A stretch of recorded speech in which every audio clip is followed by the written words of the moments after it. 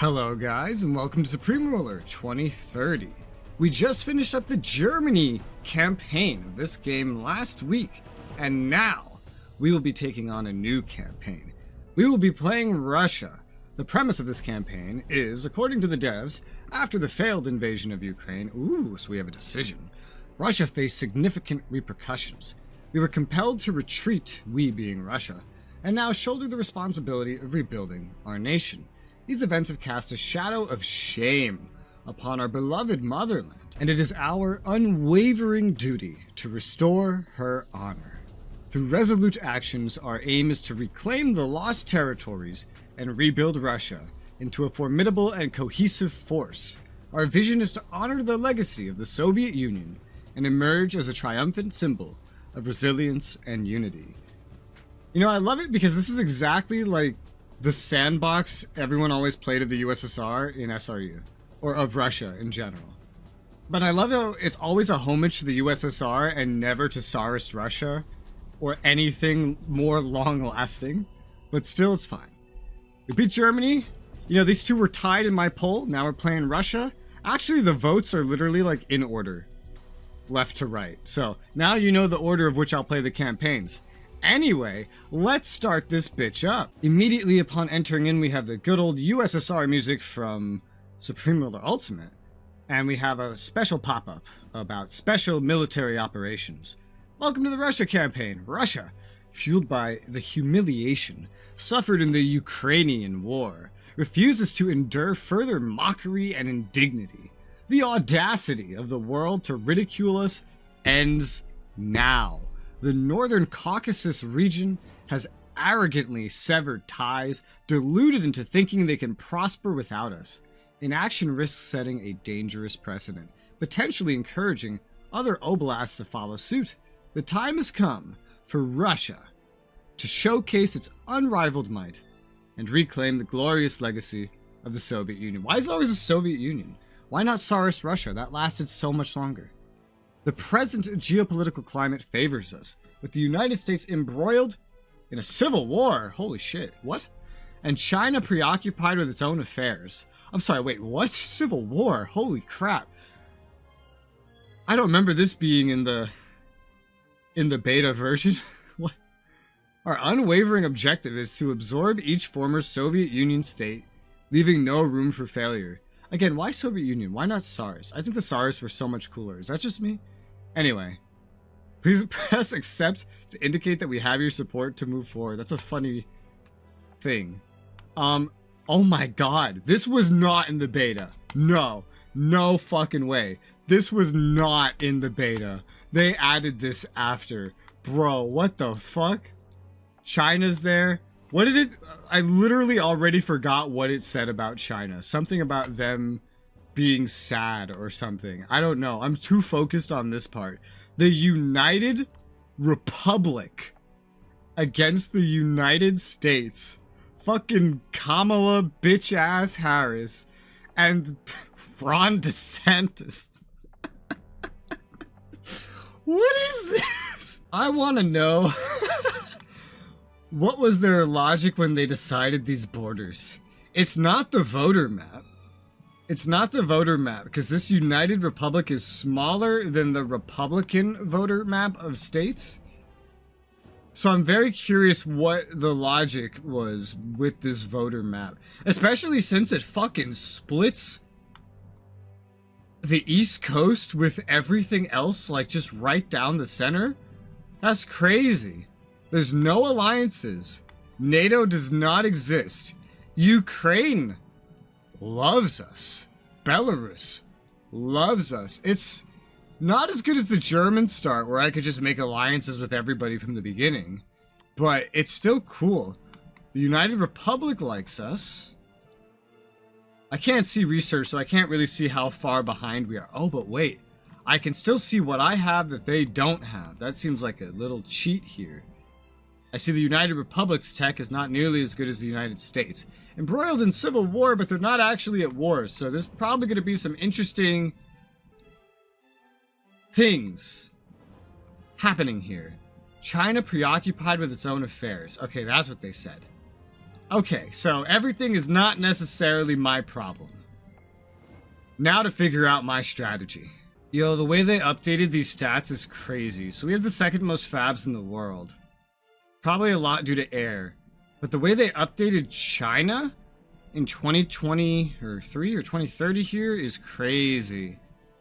They have so much land production. This is so updated from SRU's China. I'm just looking around at the stats, checking things out. Dude, we can get an alliance with Ukraine right now. And if you watch my German campaign, you must know how tempted I am to do this. Now, I did this as Germany. I allied with everybody.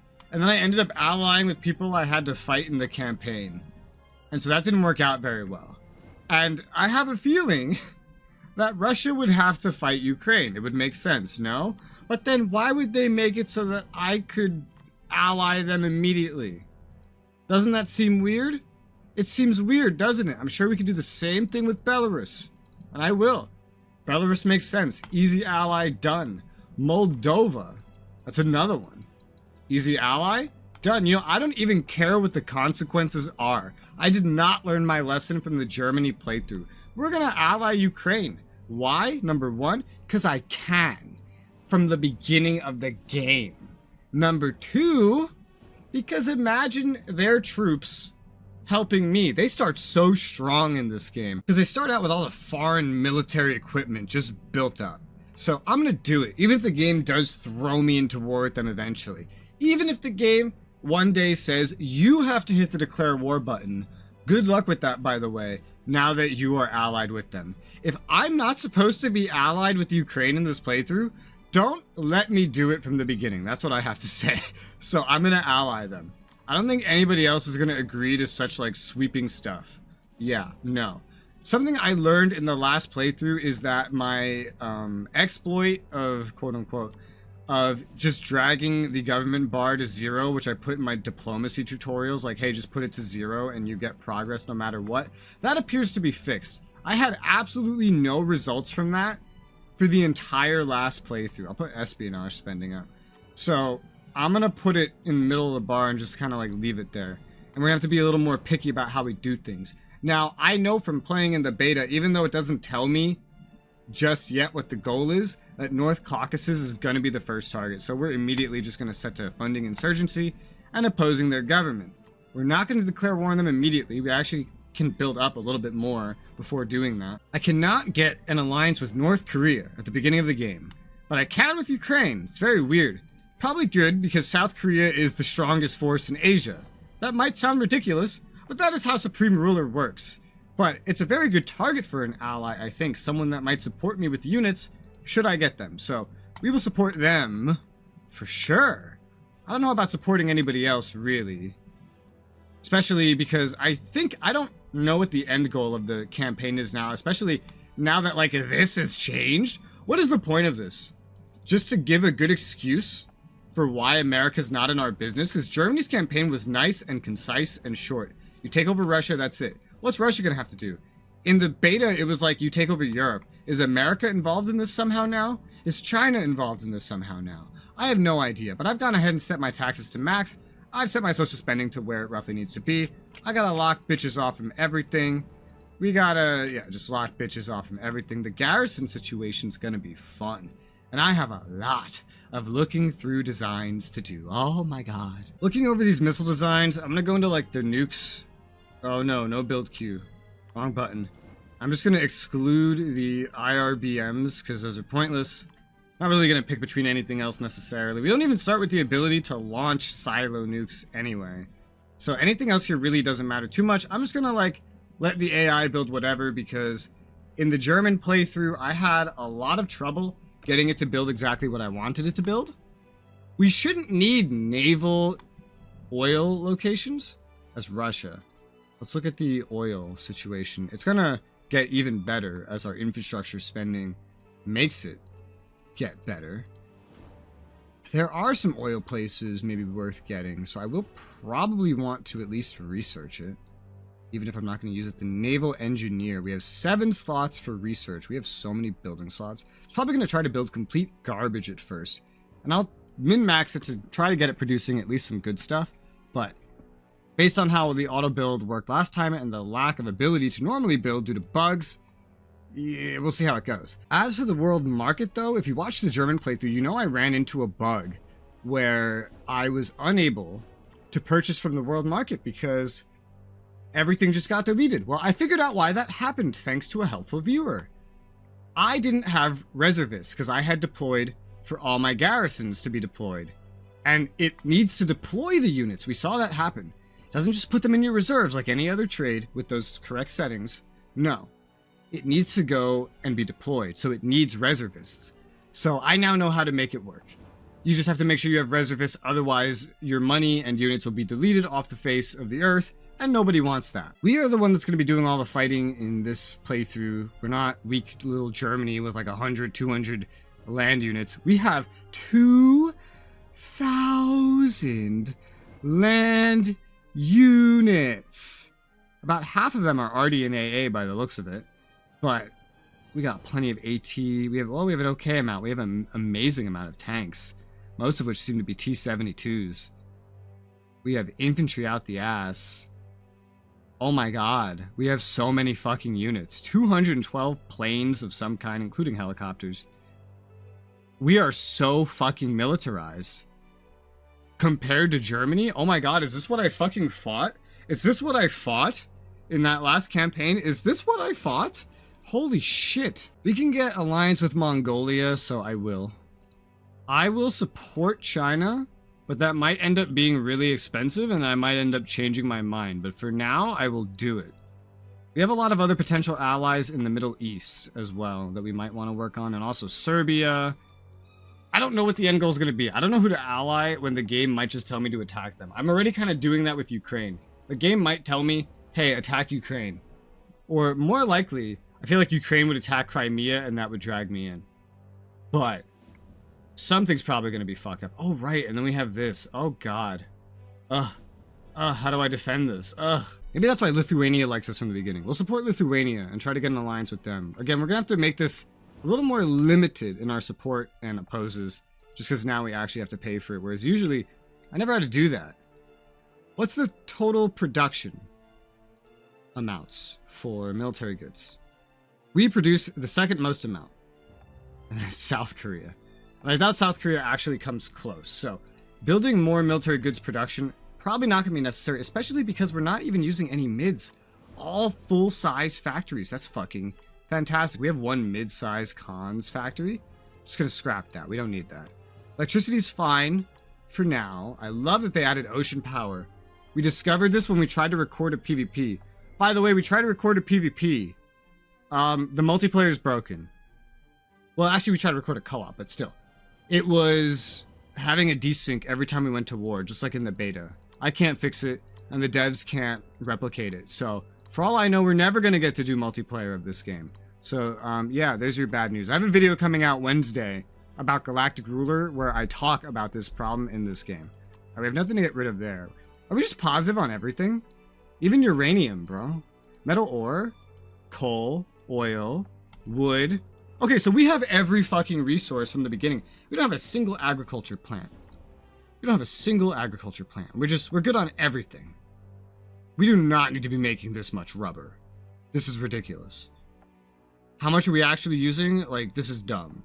This might skyrocket once we start making units, so I'll leave it alone for right now. But still, this is excessive. We make a profit on timber, food, oil, of course, oil. Make sure we don't have anything stupid here. We have 20 derricks? Really? Really?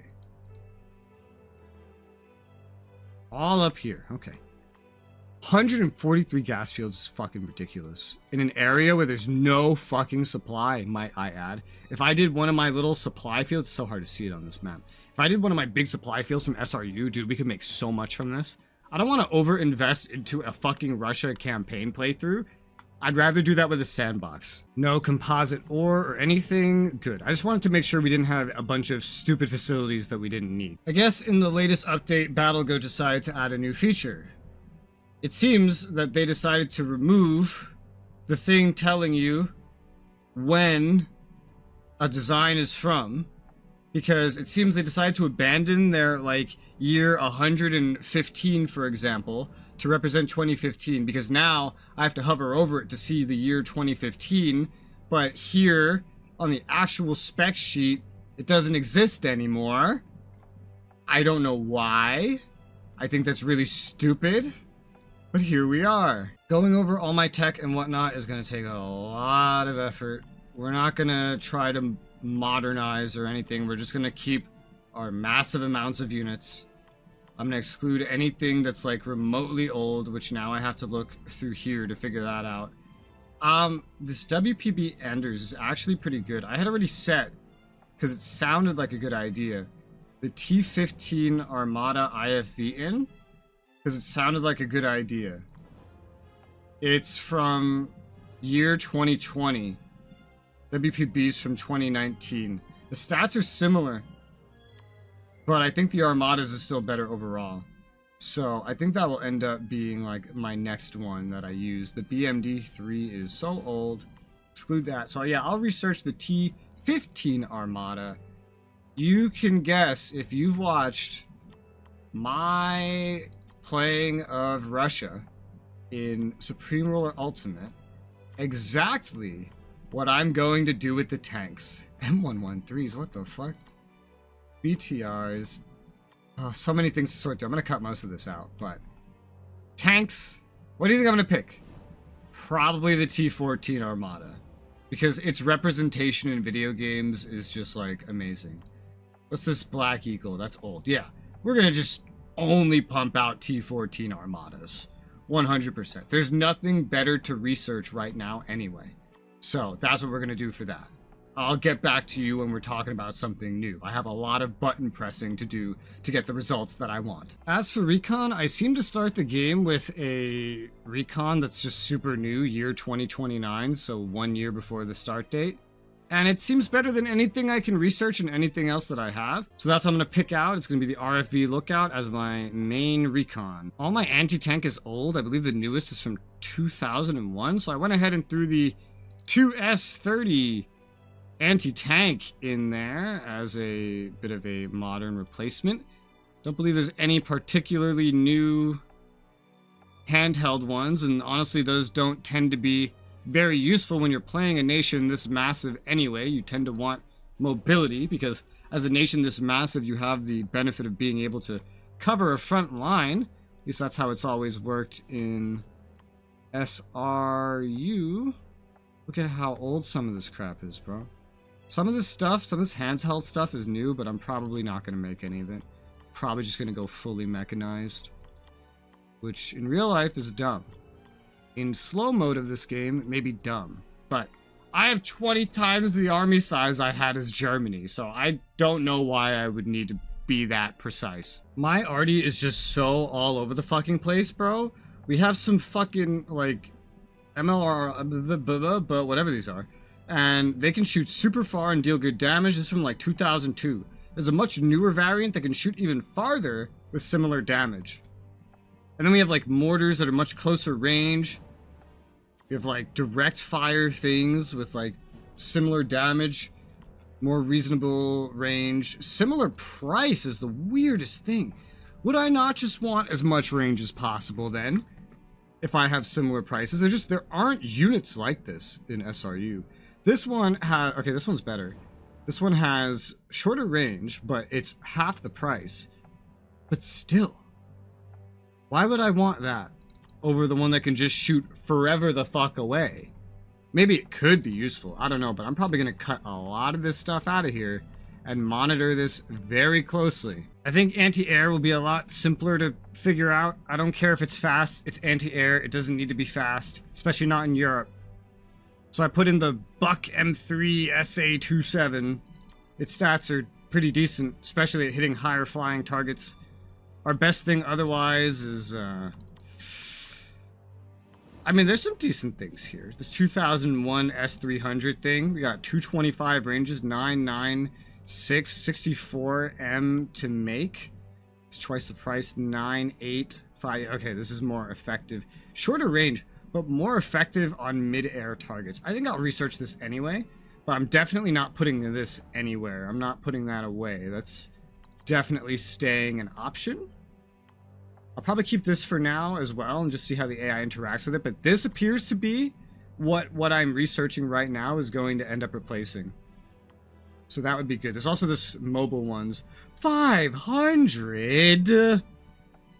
Oh my god! There are not units like this in SRU. I don't know what to make of this. These are even better. Do I even need to research anything new? It's still going to replace something that I have, but like I have no idea how this is going to interact. There are not units like this in SRU. There are not. It's not just 500 with great attack. It's only 108 mil annual maintenance, bro. That puts so much of the rest of this to shame, it's not even funny. This is more expensive, and for what? Just get rid of that. There's actually no point to keeping this, and everything around it. Just get rid of it. And then like, so what about this thing I put into research? 133. It can't do nearly as much. Alright, I take it back. I take it back, we're not researching it. It's being thrown out, just like everything else here. Because what I have is just way superior. Oh my god, dude. What are those ranges and damage values? This puts the Patriots in-game to shame. I have not seen an AA this good otherwise. Also, I haven't played America yet. But I have not seen an AA this good otherwise. And the maintenance prices are not bad. I'm just going to narrow it down to these two longer range options with one static option. It's like kind of half price, it's kind of half range. I don't know, that might be good to have. Something that can't run out of fuel. We'll see how the AI interacts with it. Don't think I really need to build much of anything. When it comes to this stuff, I think what we have here is already good enough. Don't think we really need to research new transport. All of this stuff is probably super old anyway. Well, this is a supply vehicle from 2007. 180 capacity. It's actually less capacity than the older supply trucks from 1949. And I guess the defensive values are higher. Okay, then we'll get that. That's fine. We'll do that. And then we'll just get rid of the other things from being made. As for bridging, do they really have a modern option? They do. Armored bridging. And do I have a modern option? No, I don't, but I have a bunch of bridging units already. And we're not going to decon them, so... this is going to be probably quick research, but I'll leave the heavy supply trucks in there, because like the newest thing I have. Otherwise, I don't need new bridging. It's fine. I'll put the most recent one here to research. Again, I really don't think I'm going to use it much, given how this acts. Still not sure also if I want the Typhoon or the Anders, but either way, it's going to be replaced by the IFV Armada once I get it. And this is not amphibious, so bridging could be useful for that reason, or otherwise engineer units. Honestly, looking at our helicopter options, I think they're all really, really terrible, so I'm gonna research a new one. I'm not sure which one to research though. One has access to missile capacity, and one doesn't. One can hit enemy close air from a longer range, and the other cannot. I think I'm gonna go with the one with missiles. Missiles just sounds better always and forever. So I'm gonna research that Havoc, because we need something to replace all of this terrible, terrible and old otherwise helicopter selection, one of which is literally named the Erdogan, who isn't that the leader of Turkey or something that everybody hates, but somehow he still wins elections, kind of like the old mayor of New York City. Fighter options are exceptionally simple. MiG-41 Fox Hunt, I believe I'll go ahead and research that. It's a high air target. That is handy. We have the Foxhound A. I believe this is just like a newer version of that. This is 1979. We don't need more of those. I think I'll just keep the Su-57 in the meantime. Exclude everything else. I know units can be upgraded here. I never really got to test that out as Germany, because I didn't have a reason to. As Germany, our units were just all kind of, well, either non-existent or relatively new. As Russia, I'm sure we have a bunch of outdated units that we can test this new system on. After inspecting basically every tactical bomber we have and can get, I believe that getting the fullback is probably the best option. Comparing it to literally everything else, its range is good. Not the best, but it's good. This F-117 isn't too bad either. This looks like some sort of stealth tactical bomber. It's also twice the price, and its actual attack values are bad, especially defending itself in the air. The fullback is just more generally useful to standardly produce. So I'm going to go ahead and research that. I think that would be pretty good. Then most other things here, I'm just going to exclude because we don't need. As for the remaining options for building, I think I'm gonna go with the Firebug. It's got a lot of missile capacity. It's way cheaper than the Su-34 fullback. I think it's just gonna be more useful overall, so I'm gonna get that until we research the new one. Kind of getting modernization underway immediately. You know, I'll also go ahead. Actually, hold up. No, I won't. Because if I go look at you, not through there, through here, and I go to, is it defense? Or, no, it's going to be like command or something. I could probably end up figuring out who has like research that I can see. Does it have its own category? It does. It's urban. Urban. Okay, so this won't have any research I can take over. Some things will, some things won't. Don't know if I should make more because we're on a pretty narrow campaign track and I don't know if that will ever pay off. I guess I'll wait until I unpause to make that decision. As for multi-role, this is where Russia doesn't really shine. This is where like America shines. I think the MiG-41 is probably one of the best things we can get. I'm going to research that and everything else is going to go in the garbage. As for actual production, we actually already have a pretty decent option. Honestly, it's the pack. The pack is really good. It's way more expensive. It's way more maybe ground focused. I'm not sure. I'm going to keep that. It's pretty nice. Everything else, though, I'll probably end up deleting because otherwise their attack values are just like not as good. I mean, this Berkut isn't too bad. The ranges are so fucking variable, man. But otherwise, like certain things like defense values in 2030 have been super squished down. As opposed to in SRU where the numbers were just like way more variable. You only have one strat bomber, so figuring out which one to keep is actually really, really simple. And we can only research one strat bomber. It's a direct upgrade, so gee, I wonder how we'll handle that. Patrol crafts can take a while to go through. We have some old AWACS to get rid of. This ASW isn't too bad, but it's also like 40 years fucking old. Patrol is a weird segment in this game where it's just like it's a mixture of different roles of planes all stuck together in a very inefficient way. This May is like a direct upgrade to this ASW plane, and you can't always trust the ratings, not only for figuring out age but also figuring out just how good they are at their job and how much they cost. Like this right here, this Zond, it's an amazing fucking recon. And that can be what a patrol is. It's a drone, too. Doesn't have any real attack values, but most of these don't. This one has some ASW value, some anti-ship value. That's really what it offers, but it's also super fucking expensive. I don't see any reason to keep this one. This Zond could be useful. And I'm just going to sort through them like this while also picking out new ones. This one is going to take a while. So for things we already have, I've narrowed it down to like 4 things. 2 mid-range options, 2 mid-air options. One has ASW capability. One is just a drone. It's as good as recon and that's it. Much cheaper. There's also a high air option, which is extremely expensive, and I may end up getting rid of that. And then there's a close air option, which is just an old helicopter from the 90s, which I also may end up getting rid of. As for research, it seems pretty clear cut to me that researching this newest version of the ASW patrol craft would be great. It has missile capacity too, so we could do other things as well. It's also an AWACS. However, this is what we just got. 225 range for recon, can fly about 12,000, 10,000 on this one. This is actually cheaper than the AWACS. I don't know what would make the AWACS better. Why would the AWACS be worth it over this TU? This TU seems better in every way. The TU needs more military goods. That might be why. I'll leave the AWACS here just in case. As for transport, I have no fucking idea how to sort through this, aside from taking everything that's super old and excluding it. I think narrowing this down has actually appeared very simple the moment I got rid of everything that was old. This Yak is pretty new, but oh my god, it's fucking terrible. It's so excessive and expensive, it's not worth it. Everything else here is worth it though. It's just like a really good transport that's not excessive in price or anything. My current one that can transport 3,000 is like 2 bill. A tanker, which is good and newer, and a helicopter, which is good and newer. I'm just going to research all of those so they all fill a role. Kind of narrowed it down on the production end as well. Apparently Venezuela really likes me, but just like barely not enough to make an alliance. I think I'll go ahead and support them because I don't really, again, know the scope of this campaign, and having some sort of way to get into South America could always be handy, I guess.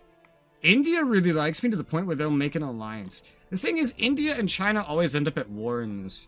India and India's side usually wins. However, thankfully, I've seen that there is now, I don't think there was before, a way to turn off critical world opinion in this. So I turned that bitch right the fuck off. Turn the volatility down to low, turn off random events, and I'm tempted to go ahead and send India an alliance request, because otherwise, other than maybe pissing off China, like, it's not going to hurt me that much. And I can maybe still just support China into liking me anyway, with enough money and other things thrown at them. I don't know, think about that, but that's on my list. Amazingly, just while sorting through all the tech and all this crap, and there's so much fucking crap to sort through as Russia, I've taken up the entire episode.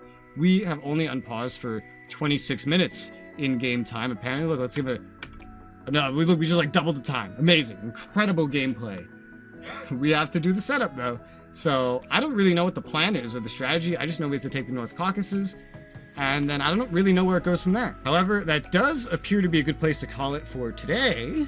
And then on the next episode, we'll finish up going through like naval units and naval tech, finish up our intro diplomacy, get everything building, get everything moving, get ready to retake the Caucasus, and then whatever the campaign throws at me next. Hopefully I don't spiral into the final confrontation by the end of episode 2 again. But for now, thank you guys very much for watching, and I'll see you on the next one.